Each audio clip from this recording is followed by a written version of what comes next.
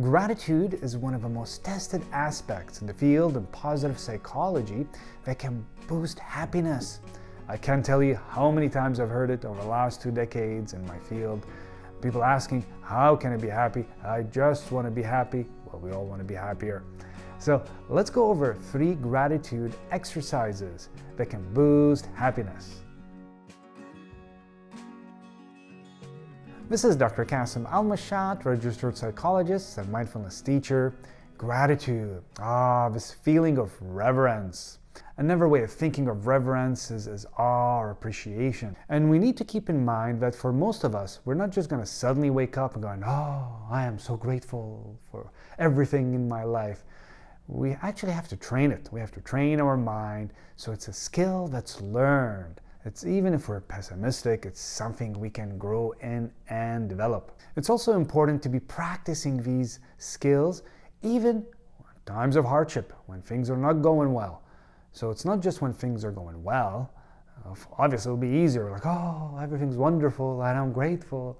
But it's way harder when things are not going as well as we want them, which makes it as important. And has so many benefits, not just on the short term, but also long term on our well-being, whether it is reduction in anxiety, reduction in depression, or pain rating, but also a sense of more optimism, life satisfaction, better leadership, satisfaction in relationships, and behaviors such as more generosity.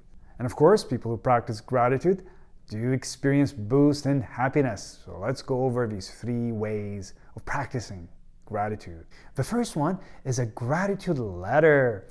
And this letter can be written to someone you know, whether it's family, friends, neighbor, coworker, teacher, or it could be someone you don't know, you've never met, someone you've read about that inspired you, a celebrity it could be, an athlete, someone's really like, wow, this being made a difference in my life.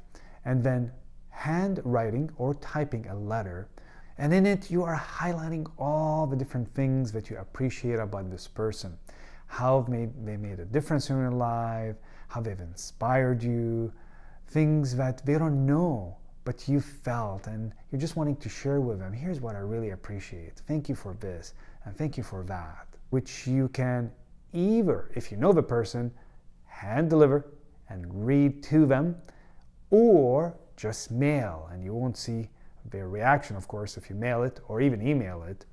And what they found is the benefit of this gratitude letter is also to the people receiving it. So it's not just benefiting you.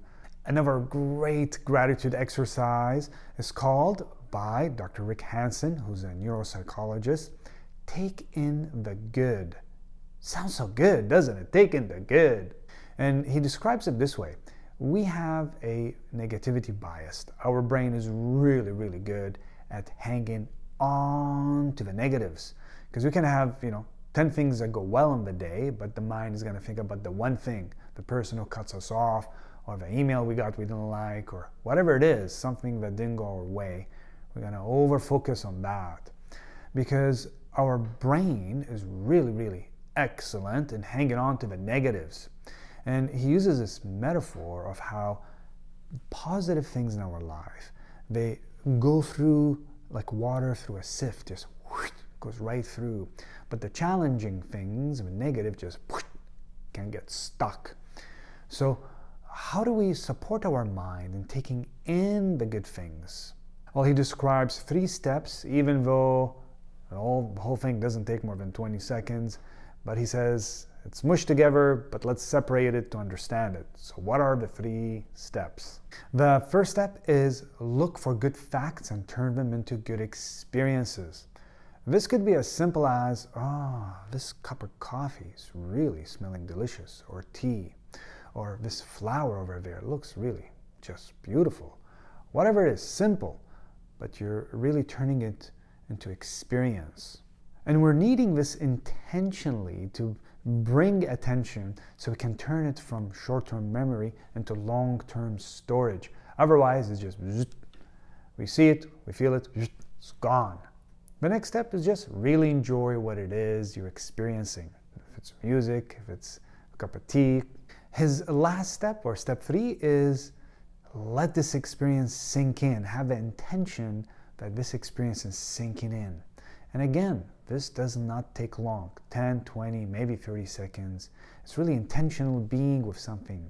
And you can even just, say to yourself, let me take in the good of whatever it is in that moment. Now, I just want to distinguish, this does not mean we cling on or hang on to this moment, but actually just being very present with it. This is all ordinary things in the day that we don't even notice. So just taking in the good. And the third exercise is keeping a gratitude journal. That also does not take much time, and it's a really beautiful practice. So with this one, you basically just need a journal, and some of you might be typing it, by writing 3 to 5 items, maybe once a week, about what you are grateful for in the week that just passed. And the more specific you are, the better. I actually have a whole video that goes into the details of writing and keeping a gratitude journal, including what can really derail this and why a lot of people kind of quit, including me. I started a gratitude journal and I stopped, and I looked into, why.